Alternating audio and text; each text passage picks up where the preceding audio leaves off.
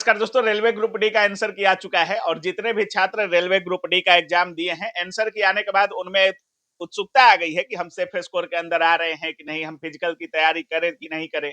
तो अभी हम उसी चीज पर बात करेंगे, कट ऑफ से लेकर के कितना अंक जोन वाइज हो सकता है, कितना कैटेगरी वाइज आपका कट ऑफ जा सकता है, तो सारी चीजों पर बात करेंगे। अभी हमारे साथ नवीन सर हैं और नवीन सर जो बोलते हैं सभी छात्र विश्वास भी करते हैं। वीडियो भी बना रहे थे तो बहुत लोग कह रहे थे कि नवीन सर से बात कीजिए, चूंकि 26 सालों से प्लेटफॉर्म कोचिंग रन करा रहे हैं और पूरे देश में रेलवे का सबसे पुराना कोचिंग और सबसे विश्वासी कोचिंग माना जाता है। सर जो बोलते हैं छात्र विश्वास भी करते हैं। तो सारी चीजों पर बात करेंगे। सबसे पहले सर स्वागत है आपका। जी, बहुत-बहुत धन्यवाद। सर जिस तरीके से आंसर की जारी किया गया है, सभी छात्र में एक उत्सुकता हो गई है कि हम सेफ स्कोर के अंदर आ रहे हैं कि नहीं, फिजिकल की तैयारी करें कि नहीं करें। वीडियो हम लोगों ने पहले भी शूट किया था सर, लेकिन बहुत लोग कह रहे थे कि आंसर के आने के बाद जरूर सर से बात करिएगा। क्या लगता है सर, आंसर की कैसा है और उसमें भी क्या कोई गड़बड़ी है आंसर की में? नहीं, सारी बातें सही है। उस समय जो वीडियो हमने बनाया था कट ऑफ से रिलेटेड हालाँकि उस समय उचित नहीं था क्योंकि लगभग एग्ज़ाम उस समय भी हो गए थे, कुछ सीटिंग का एग्ज़ाम बचा हुआ था। तो मामला लगभग पूरी तरीके से पता ही था कि जो पैटर्न चलता हुआ आ रहा है, उसमें भारी उतार-चढ़ाव भी देखा गया था। क्योंकि अगर उस दृष्टिकोण से आप देखेंगे तो डेटा साइज़ बहुत बड़ा है और एग्ज़ैक्ट कट ऑफ के लिए पूरा डेटा आपको एनालिसिस करना होगा। बिल्कुल, बिल्कुल, तभी बेहतर आप कट ऑफ दे सकते हैं। ये एक अनुभव का चीज़ भी होता है कि आप डेटा में क्या-क्या शामिल करते हैं। अगर आप बिल्कुल, बिल्कुल। देखेंगे तो लगभग 100 प्लस सीटिंग में ये एग्ज़ाम हुआ था, 103 या 104 सीटिंग में ओवरऑल एग्ज़ाम हुआ था। और हर सीटिंग का आप व्याख्या करेंगे शुरू से लेकर के तो 3 महीने प्लस लगभग ये एग्ज़ाम बिल्कुल, चला बिल्कुल, था बिल्कुल। और शुरुआत के बाद लगातार क्वेश्चन का लेवल भी इंक्रीज़ करता चला गया था। कई-कई सीटिंग में तो इस तरह के क्वेश्चन पूछे गए थे कि बहुत हार्ड ज़ोन में उसको रख सकते हैं यानी कि हार्ड सीटिंग में उसको रख सकते हैं। बिल्कुल, बिल्कुल। कुछ आप मीडियम सीटिंग कर सकते हैं, कुछ आसान सीटिंग भी उसको कर सकते हैं। क्योंकि यहाँ पे मामला नॉर्मलाइज़ेशन का भी बनता है कि जहाँ पर भी हार्ड सीटिंग का क्वेश्चन रहा होगा, वहाँ नॉर्मलाइज़ेशन में फ़ायदा ज़्यादा दिखेगा। मॉडरेट में थोड़ा-सा कम नॉर्मल होगा और ईज़ी में बराबर रह जाएगा या 2-3 मार्क्स बढ़ेगा। तो जनरली देखा जाता है कि नॉर्मलाइज़ेशन का प्रभाव भी बहुत ज़्यादा होता है। 2 मार्च से लेकर के 10, 12, 14 मार्च तक का अंतर नॉर्मलाइज़ेशन के कारण पड़ बिल्कुल, जाता है। बिल्कुल। तो ये भी आपको समझना ज़रूरी है कि ज़ोन जिस ज़ोन को आप सेलेक्ट किए हुए हैं, वहाँ नंबर ऑफ वैकेंसीज़ कितनी रही है, नंबर ऑफ स्टूडेंट वहाँ कितने अपीयर हुए हैं और चूँकि एक-एक ज़ोन का एग्ज़ाम शुरू से लेके अंत तक चला है, तो उस ज़ोन का ही तीनों रेड सीटिंग, ग्रीन सीटिंग या 3 अलग-अलग सीटिंग में उसको बाँट सकते हैं, क्वेश्चन का लेवल रहा है। तो फ्लक्चुएशन वहाँ पर भी बिल्कुल, आपको बिल्कुल। देखने को मिलता है। सर ग्रुप डी की बात करें, संख्या सुन के ही छात्र डर रहे थे।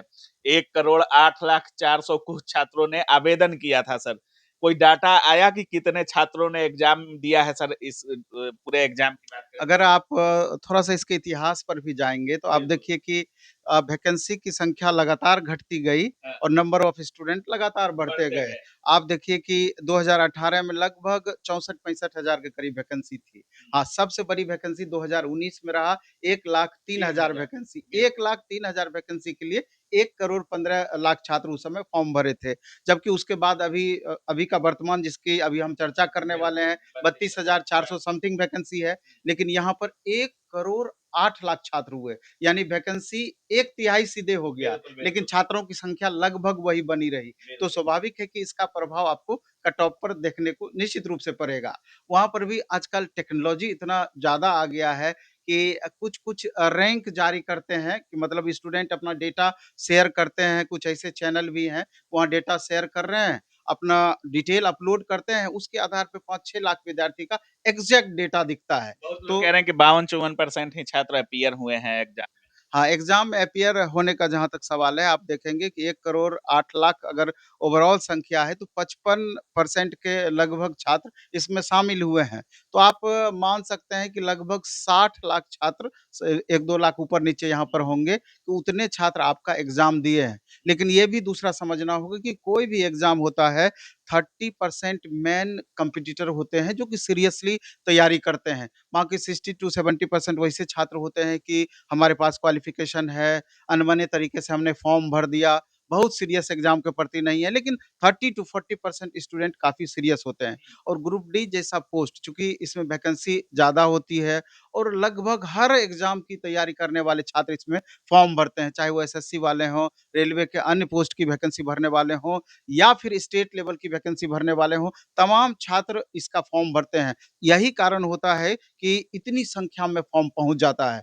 और दूसरा इसका ड्रॉबैक ये भी है कि अभी आप देखेंगे कि इसका फाइनल रिजल्ट जब जारी किया जाता है, 1:1 रेशियो में ही जारी किया जाता है। मतलब कि वेटिंग का प्रावधान समाप्त कर दिया गया है। जबकि आप देखेंगे कि लगभग 40% इसमें ऐसे स्टूडेंट होते हैं जो कि जॉब करने के बाद, जॉइन करने के बाद 1 साल के अंदर में वो इस जॉब को छोड़ देते हैं। क्योंकि गवर्नमेंट जॉब जॉब की लालसा में फॉर्म तो भर देते हैं, लेकिन बाद में पता चलता है कि बहुत सारे इसमें ऐसे-ऐसे पोस्ट हैं जिसका नेचर बहुत टफ है वर्क करने का।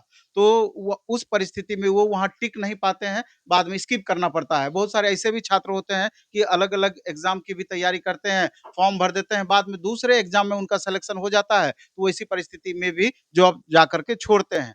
अब डेटा की बात अगर किया जाए तो यहाँ पर थोड़ा-सा आप ये समझने का प्रयास करेंगे कि कट ऑफ किन बातों पर निर्भर करता है। हालाँकि ये जनरली तमाम छात्रों को पता है कि कट ऑफ किन खास बातों पर निर्भर करता है। कट ऑफ सबसे पहले इन बातों पर निर्भर करेगा कि ओवरऑल नंबर ऑफ वैकेंसीज़ कितनी है, जिस ज़ोन को सेलेक्ट आप किए हैं, वहाँ पर वैकेंसी कितनी है, कैटेगरी वाइज़ कितनी वैकेंसी है, नंबर ऑफ स्टूडेंट उस बोर्ड में सेलेक्टिव ज़ोन में कितने फॉर्म भरे हैं, हाँ, और क्वेश्चन का लेवल कैसा रहा है और आपका जो इतने अधिक सीटिंग में एग्ज़ाम होता है, किस सीटिंग में आपका एग्ज़ाम पकराया है और उस सीटिंग का क्वेश्चन का लेवल कैसा रहा है, क्योंकि नॉर्मलाइज़ेशन का इफ़ेक्ट वहाँ देखने को मिलेगा। बहुत सारे छात्र ऐसे भी होते हैं कि एक ही सीटिंग में जैसे इतने सारे छात्र शामिल होते हैं, वहाँ पर भी नॉर्मलाइज़ेशन में अंतर होता है। कारण ये होता है कि आप कहिएगा कि इसी सीटिंग में मेरा भी था, इसी सीटिंग में आपका भी है, तो यहाँ पर 2-3-4 मार्क्स का ज़्यादा फ़र्क कैसे पड़ गया?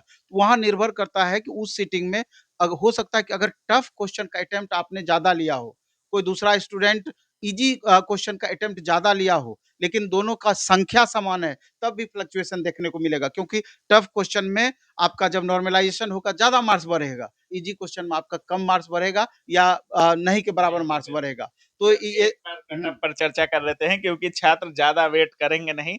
उनको बस यही जानना है कि हम सेफ स्कोर में आ रहे हैं कि नहीं। कैटेगरी वाइज़ तैयार किए हैं सर या ऐसे ही जनरल कट नहीं, ऑफ? कैटेगरी वाइज़ तो आपका तैयार है ही, लेकिन ज़ोन वाइज़ संभव नहीं है। उसमें हम मोटा-मोटी आपको ये बता देंगे कि रेड ज़ोन जिसको टफ ज़ोन भी माना जाएगा, कौन-कौन सा सेलेक्टिव ज़ोन उसमें आते हैं और बाकी जो ग्रीन ज़ोन आप कह सकते हैं, उस ज़ोन में कौन-कौन से बच्चे आएँगे, कौन-कौन से बच्चे आएँगे और उसका कट ऑफ पर क्या फ़र्क पड़ेगा, थोड़ा-सा वहाँ पर अंतर कर देंगे तो ये बातें स्पष्ट हो जाएगी। 32,438 वैकेंसी में पहले तो ये आपको समझना होगा कि जैसे 3 गुना रिज़ल्ट दिया जाना है, तो इसका मतलब ये नहीं है कि 32,438 का आप 3 गुना कर देंगे क्योंकि इसमें एक्स सर्विसमैन, सीसीए तो 20% सीट एक्स सर्विसमैन का है, 20% सीसीए का है और दिव्यांग कैटेगरी के छात्रों के लिए 4% सीट है। तो 32,438 में 40% सीट तो ऐसे ही माइनस कर दीजिए, तो 17,610 सीट ही बचता है जिसका कि 3 गुना करना है, उतना ही रिज़ल्ट दिया जाना है। यानी कि 52,000 लगभग रिज़ल्ट आपका आएगा एप्रॉक्स और 1,08,000 में 52,000 ही रिज़ल्ट देखा जाना है। 60% 60 लाख लगभग छात्र शामिल हुए होंगे, तो 60 लाख में हमको देखना है कि 52,000 रिज़ल्ट बच्चों का होना है। तो स्वाभाविक तौर पर है कि कॉम्पिटिशन यहाँ पर आपको टफ हो गया है और वो पिछले बार से हम कॉम्पिटिशन का तुलना भी नहीं करना चाहिए क्योंकि उससे 1/3 वैकेंसी है। अब यहाँ पर देखेंगे थोड़ा क्वेश्चन के लेवल पर भी आपको जाना होगा कि इस बार और पिछले बार में क्या अंतर रहा है। इस बार जो सबसे ज़्यादा परेशान किया है करंट अफेयर सेक्शन परेशान किया है। करंट अफेयर सेक्शन में कोई भी छात्र एवरेज 4, 5, 6, 7 से ज़्यादा नहीं बना पाए हैं। और जबकि मैथ संख्या भी ज़्यादा था सर। जबकि मैथ, रीजनिंग, साइंस में बहुत अच्छा स्कोर किए। मैथ, रीजनिंग का नॉर्मल क्वेश्चन था, साइंस ईज़ी टू मॉडरेट था और बहुत ही टफेस्ट क्वेश्चन आपका करंट अफेयर्स का था, जो कि ओवरऑल स्कोर को प्रभावित किया है। तो अब अगर हम बात करें रेड ज़ोन की, तो रेड ज़ोन में आपका रेड जोन जो पूरी तरीके से डेंजर जोन है, हाँ, कट ऑफ हाई रह सकता है। बिल्कुल रह ग्रीन सकता है। जोन जो जिसका हाँ। जिसमें आपका रिजल्ट हो सकता है, नहीं, इसको हम और 2 येलो ज़ोन जोन भी है हाँ, जिसमें आपका हो भी सकता हम है, नहीं भी हो हाँ, सकता हम है। 2 ज़ोन में ही इसको हम अच्छा, बाँटे हैं, जो सबसे टफ को अगर हम अलग कर देंगे, तो बाकी को आप अलग कर सकते हैं। जैसे बिल्कुल। गुवाहाटी ज़ोन, हाँ, बहुत ही टफ ज़ोन है। पहले एक समय था कि हाँ, गुवाहाटी ज़ोन बहुत आसान ज़ोन हुआ मज़ाक हो करता जाता था। था। हाँ, हाँ, लेकिन उसी इतिहास को देख कर के वर्तमान को छात्र खराब कर लिए। बिल्कुल, तो बिल्कुल। पिछले कट ऑफ को देख कर के इस बार मैक्सिमम छात्र चूज़ कर लिए उस ज़ोन को और उसका बहुत हाई कट ऑफ ज़ोन में चला गया। तो गुवाहाटी, मुंबई, चंडीगढ़, कोलकाता, चेन्नई इलाहाबाद, गोरखपुर, हाजीपुर, पटना, जयपुर ये सब आपका रेड ज़ोन के अंतर्गत आता है। क्योंकि यहाँ पर क्वेश्चन का लेवल तो जो है तो वो सबके लिए है, लेकिन नंबर ऑफ स्टूडेंट यहाँ बहुत ज़्यादा रहा है, जिसके कारण से ये रेड ज़ोन में काउंट हो गया है।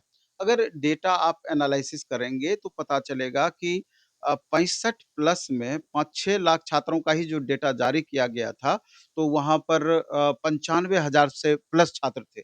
जबकि यहाँ 60 लाख मेन कॉम्पिटिटर बिल्कुल, बिल्कुल। रहने वाले हैं, 60 लाख ओवरऑल छात्र रहने बिल्कुल, वाले हैं। बिल्कुल। तो इसको छोड़ कर के आप मैक्सिमम को एवरेज कर सकते हैं इन ज़ोन को 65 जोन में हाँ, आ सकते हैं। तो मेरा ये कहना है कि जो अगर हम कट ऑफ पर चर्चा करने वाले हैं, उससे 2-3 मार्क्स का फासला हमेशा से रहेगा। अगर उससे 2-3 कम मार्क्स भी आपको है, तो आपको फिज़िकल की तैयारी कर लेनी चाहिए क्योंकि आपको भी पता है कि 15 अप्रैल तक रिज़ल्ट आपका आ सकता है और लगभग 10 से 15 मई के बीच में आपका पीईटी यानी फिज़िकल एफिशिएंसी टेस्ट हो सकता है। अभी से आप कंटिन्यू करेंगे, तभी जाकर के उस समय तक आपका फिज़िकल के लिए आप तैयार रहेंगे।